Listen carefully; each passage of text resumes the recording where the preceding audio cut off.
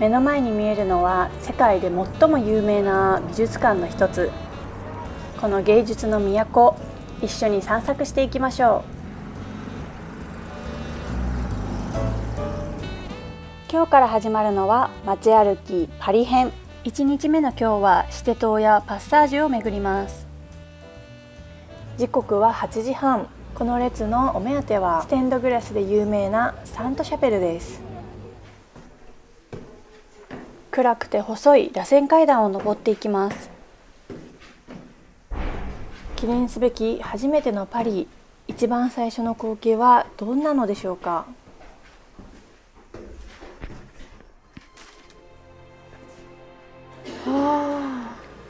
こちらがサントシャペルのステンドグラスですね。一部のステンドグラスが修繕中でしたが、まさしく私が見たかった光景そのものです。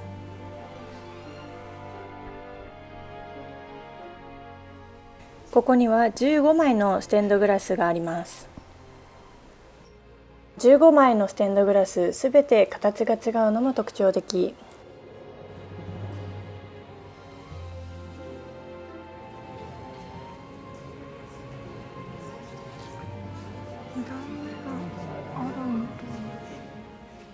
実はこのステンドグラス、ただ綺麗なだけではなく、それぞれ聖書から引用されたエピソードを描いているんですね。サントシャペルにはそれぞれのステンドグラスに関するガイドが用意されています。どんなシーンを描いているのか照らし合わせながら見るのもとってもおすすめです。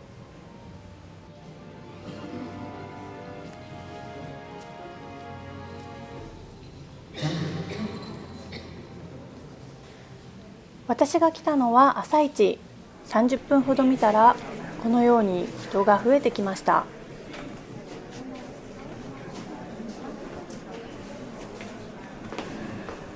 では下へ下りましょう。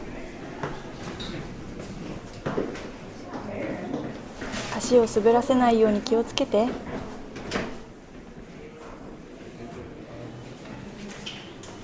この下の部分はもともと王宮の使用人たちが使っていた礼拝所みたいです。上のステンドグラスとは違った色の使い方、特にこの青い天井が素敵ですよね。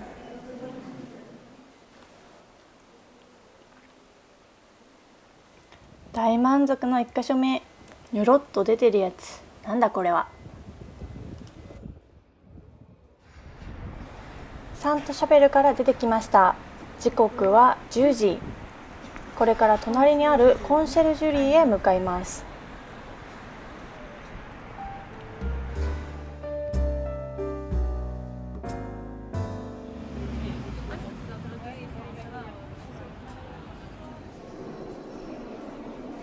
コンシェルジュリーに入ったらこのようなタブレットを受け取りましょう。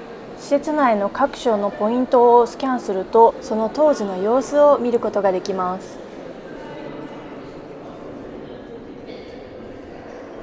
子供も使えるし、宝探しみたいでワクワクするね。スキャンポイントはどこだ？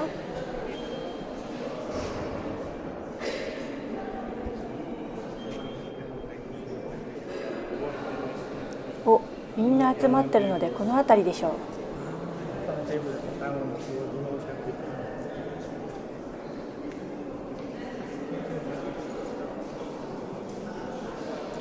カメラを起動して当ててみると、その当時にタイムスリップ。説明を読んでみると、ここは傭兵の間だったみたいですね。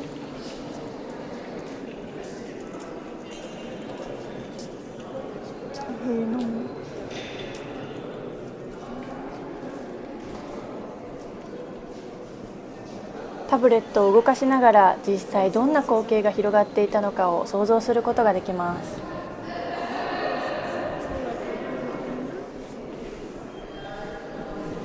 マップを片手に別の場所へ移動します。コンシェルジュリーはどんな施設か分からず入ったのだけど、ここはかつての王宮だったようです。お、何やら広い空間に出ましたね。ここはどんな使われ方をしていたと思いますか？スキャンしてみると、ここは厨房だったみたい。タブレットからも火の音が聞こえてきます。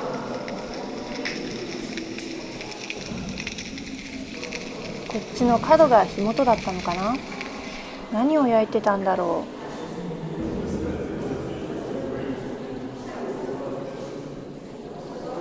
タブレットとともにタイムスリップ。建物の歴史を楽しく学べました。コンシェルジュリーはかつての王宮にして後に革命期の監獄となったようです。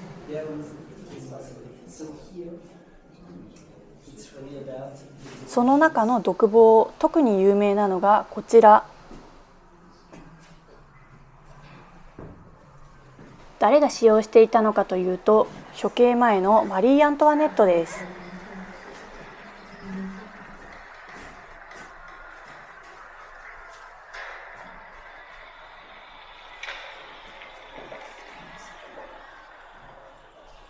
ここで最後の夜を過ごし、馬車に乗って処刑場コンコルド広場へ向かったそうです。コンシェルジュリーを後にします。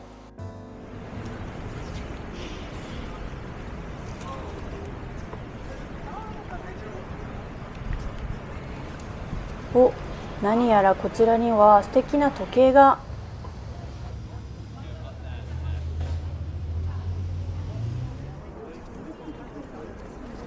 さて、川を渡っていきます。先ほどのコンシェルジュリーで見たマリー・アントワネットの処刑への道、ここの道のりも使っていたとは感慨深いです。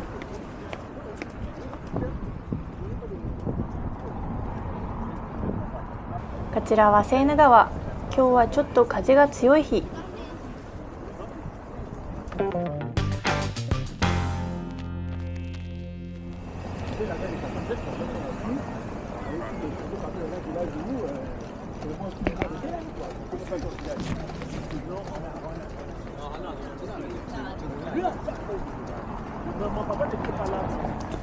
こちらの石造りの建物が外から見たコンシェルジュリーです。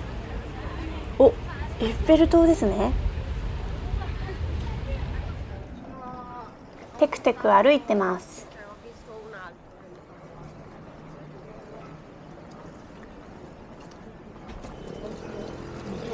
ここの左手に見える建物はルーブル美術館。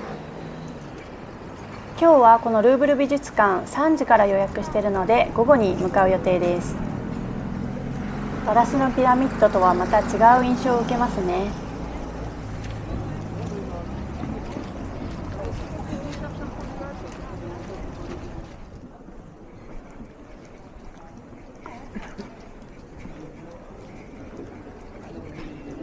しばらく時間があるので街散策をしましょ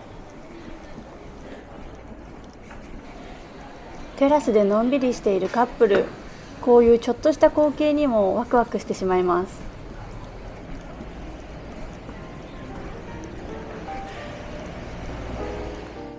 今は星印のあたりを北上中。目指すはギャラリー・ビビエンヌ。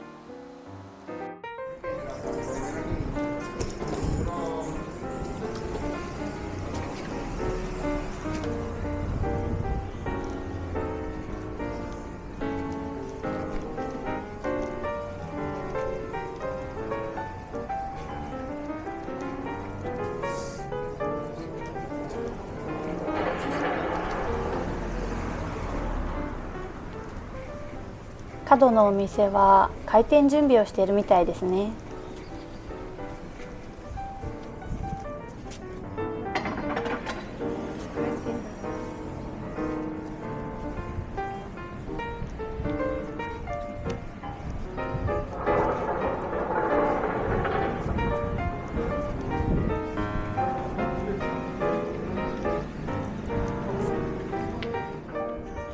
この交差点、一体何サローなんだ？お、ちょうどいいところにギャラリー・ビビエンヌの看板を見つけました。このまま進みましょう。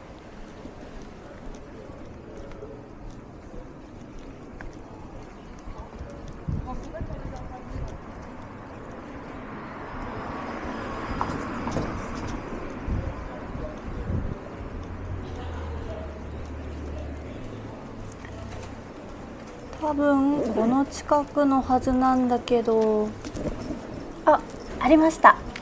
こちらです。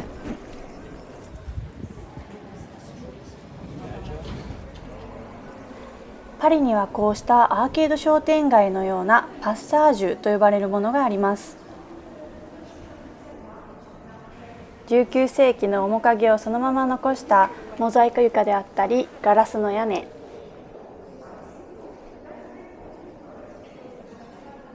今でもパッサージュ内には店舗が入っています。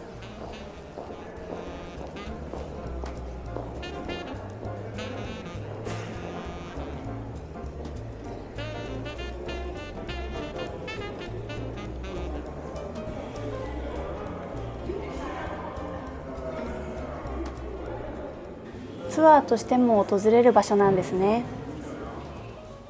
パッサージュの奥にあるこちらの本屋さんお目当てで来たのですが、残念ながら開いておらず、道のりのまま進んでパッサージュを抜けることとします。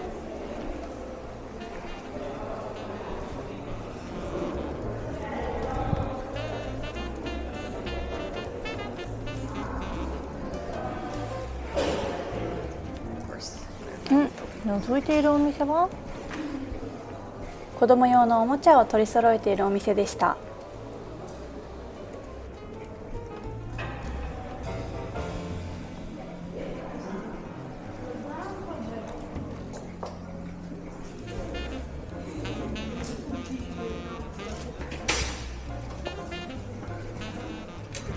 パッサージュを抜けて目の前にあるのは次のお目当ての図書館。観光客でも入れるみたいなので入ってみましょ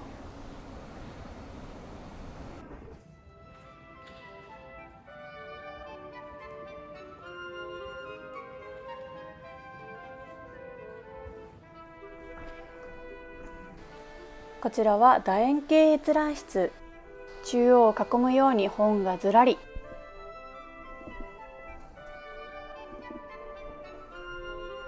真ん中は課題などをしている学生さんたちで埋め尽くされています。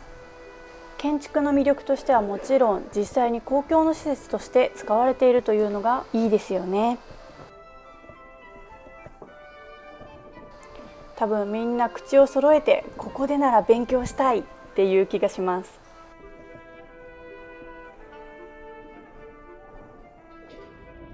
もう一箇所はラブルスト閲覧室。観光利用の場合はこちらの手前のエリアまで入ることができます。高い支柱と丸天井、とても開放的な空間ですね。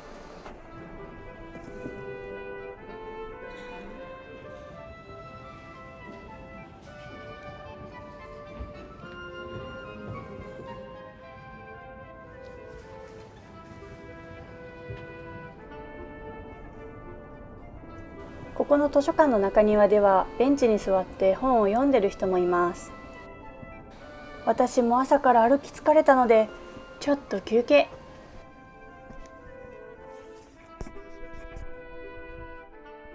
図書館を後にして星印のあたり街散策を再開します。お店が多い通りに来ました。ここは何屋かな？入ってみるとチョコレートのお店でした。今回のパリ旅行、何軒かチョコレート屋さん巡りもします。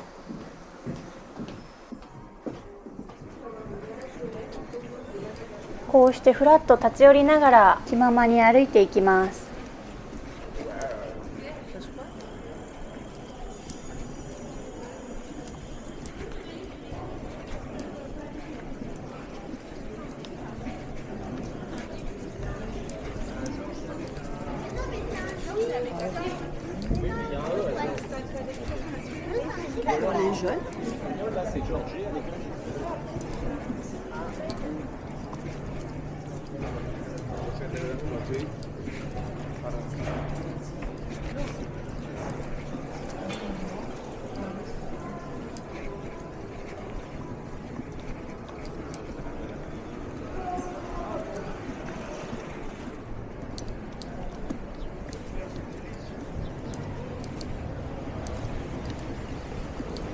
大きな交差点に出てきました。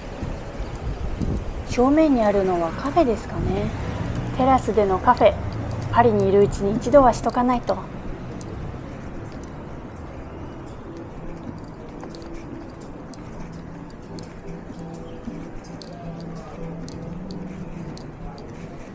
散策しているうちに気になるところを見つけたので入ってみることにします。何やら大きい扉、右側から入るみたいですね。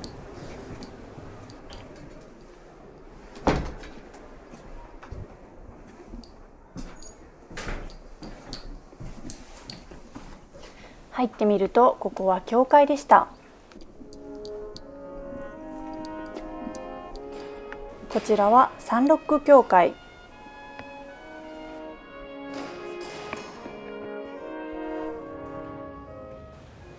大きなオルガンも備わっています。印象的だったのがこちら。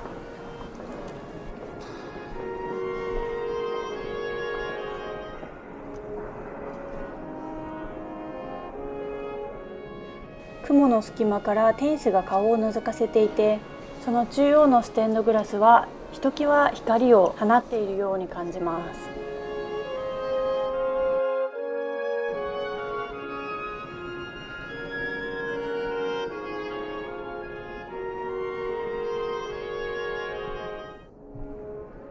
何やらまだ奥にも何かあるみたい。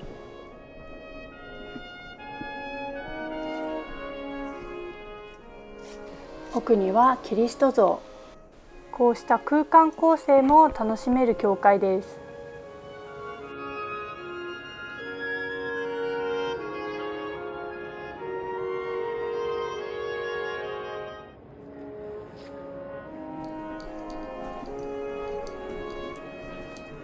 ちょっと小腹が空いてきたところ、サンロック教会を出発して、次はリサーチしていたチョコレート屋さんへ。こちらがそのお店。日本へはまだ未上陸みたいです。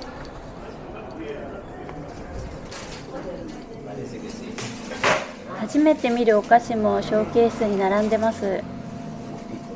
ちょうどイースターの時期だったので、卵の形をしたチョコレートも。確かサブレも人気と聞きました。これは塩キャラメルチョコレート。日本人に人気みたいで、店員さんにもこれだよと言われました。いただくのはコーヒーとパリブレスト。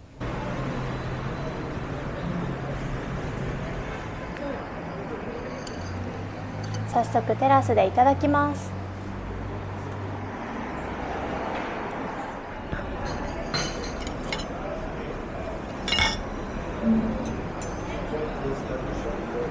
何気にこういったパリブレストを食べるのは初めて。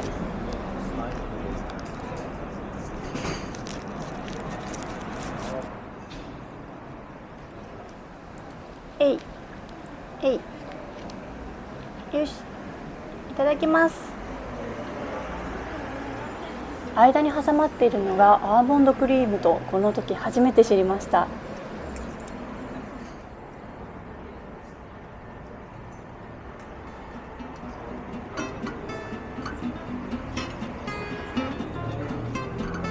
思い切りがある方が食べやすかったです。